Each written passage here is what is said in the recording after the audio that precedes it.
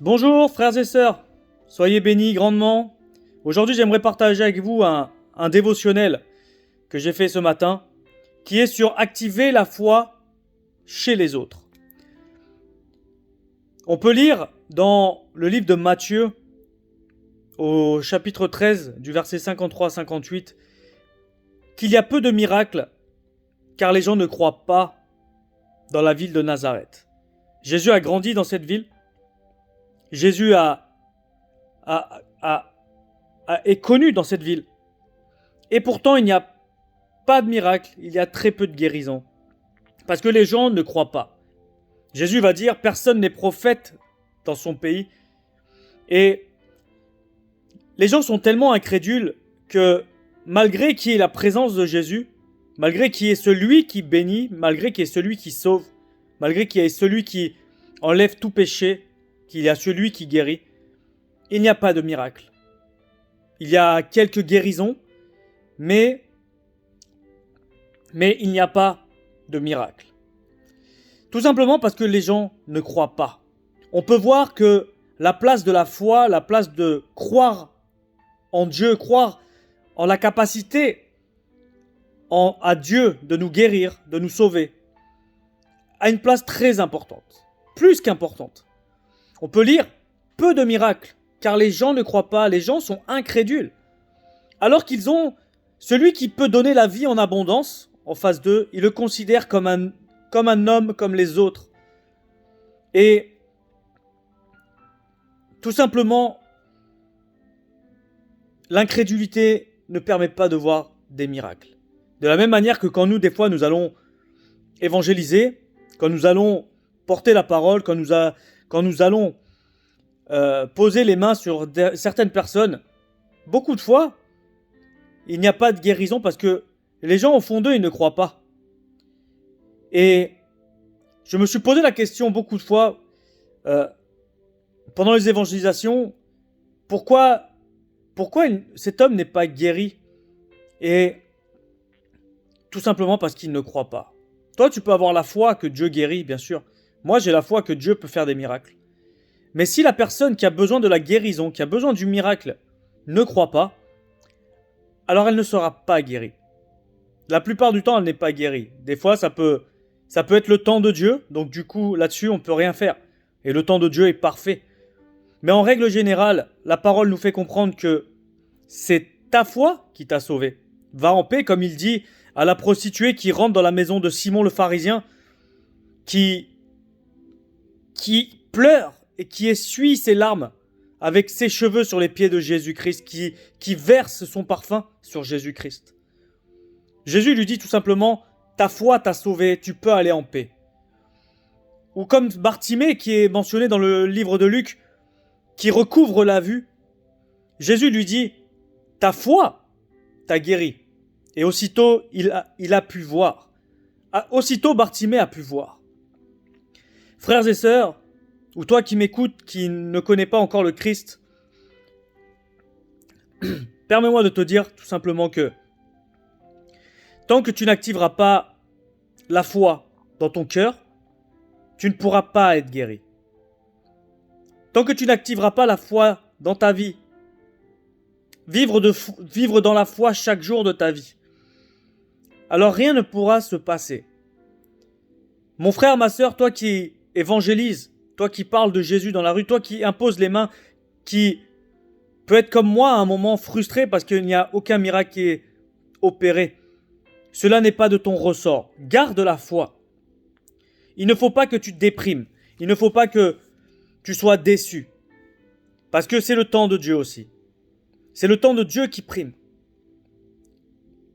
La foi, petite ou grande, du moment qu'il y a un bout de foi, qu'il y a une étincelle de foi, celle-ci peut déplacer les montagnes.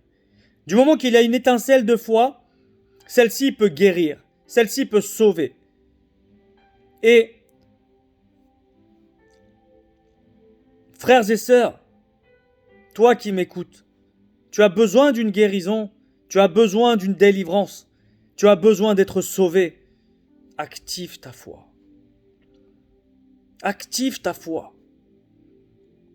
Toi qui es dans les évangélisations, fais tout pour activer la foi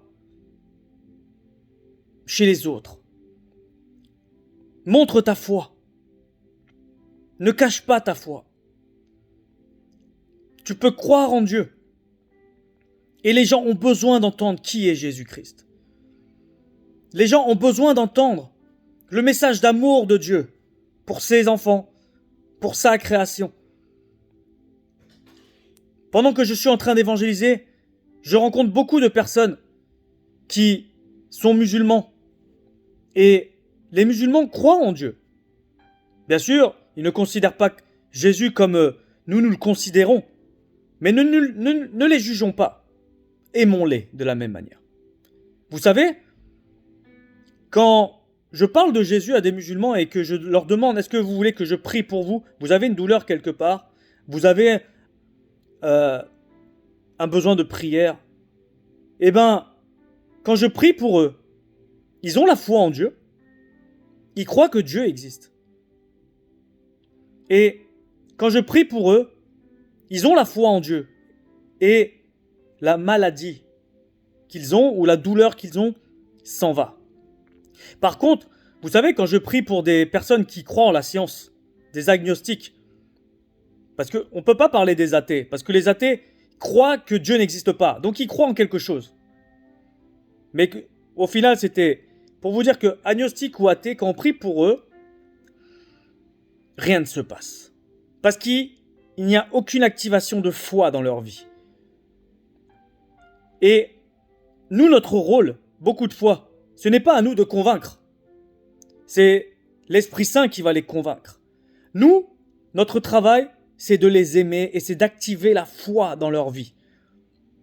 Moi, le jour que j'ai activé la foi dans ma vie, c'est là où j'ai commencé à voir les miracles dans ma vie. Que j'ai pu voir des choses nouvelles dans ma vie. J'avais beau aller à l'église, j'avais beau être, comme je disais, oui, je crois en Dieu. Oui, je suis chrétien. Mais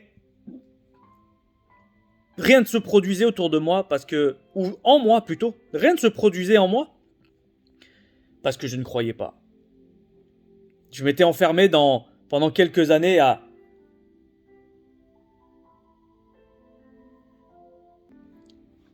Je m'étais bloqué pendant des années, pendant 2-3 ans. J'ai donné ma vie à Christ J'ai commencé à aller à l'église, il y a 13 ans. Mais c'est pas pour autant que je croyais. C'est pas parce qu'on va à l'église que forcément nous croyons en Dieu, nous avons la foi. Notre foi, beaucoup de fois, est éteinte. Beaucoup de fois, notre foi n'est plus là ou n'est pas là. Moi, pendant 3 ans, j'allais à l'église. Rien ne se passait parce qu'au final, je ne croyais pas. Mais le jour que des frères et des sœurs commencèrent à venir me parler, ils ont commencé à m'inviter aux évangélisations, ils ont commencé à m'inviter à droite et à gauche à faire des événements, ma foi a commencé à s'activer. Et quand ma foi a commencé à s'activer, j'ai commencé à voir les miracles.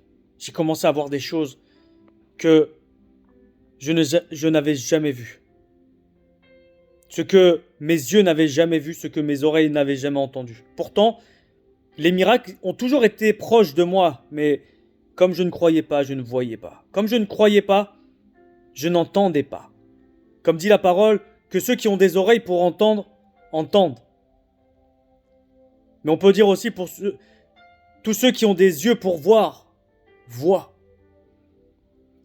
Frères et sœurs, je parle à ceux qui vont dans les églises et qui ne trouvent pas d'intérêt à être à l'église, qui viennent pour être là, qui ne viennent pas pour être transformés. Mon frère, ma sœur, toi qui te rapproches tout doucement, mais sûrement vers Dieu, les activités dans l'église sont très importantes, mais il faut que tu actives ta foi en allant à des évangélisations, en allant à des cultes de prière, en allant à d'autres événements qui vont faire grandir ta foi, qui vont faire naître ta foi. Si tu es si tu fais partie de ces personnes-là qui ne trouvent pas leur place dans l'église, sache que tu as une place dans le cœur de Dieu. Si tu as le désir de servir, alors n'attends pas ton appel, parce que ton appel est déjà fait. Ton appel est de gagner des âmes. Ton appel est de faire des nations des disciples. Alors, n'attends pas que Dieu t'appelle, parce qu'il t'a déjà appelé. Il t'a déjà appelé à faire des grandes choses. Commence à te rapprocher à des groupes d'évangélisation. Commence à te rapprocher à des groupes de maisons. Commence à te rapprocher à des groupes de prière. Ta foi doit s'activer. Ne soyons pas comme les gens de Nazareth qui connaissaient Jésus comme le fils de Joseph et de Marie et qui n'ont pas vu de miracle parce qu'ils ne croyaient pas.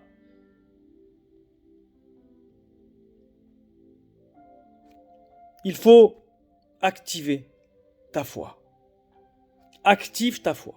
Active ta compassion. Active l'amour pour les uns, pour les autres. Active l'amour pour Dieu. Sois grandement béni. Je te salue dans le nom de Jésus-Christ. C'était Grégory du ministère à une seule voix. À très bientôt. Sois béni.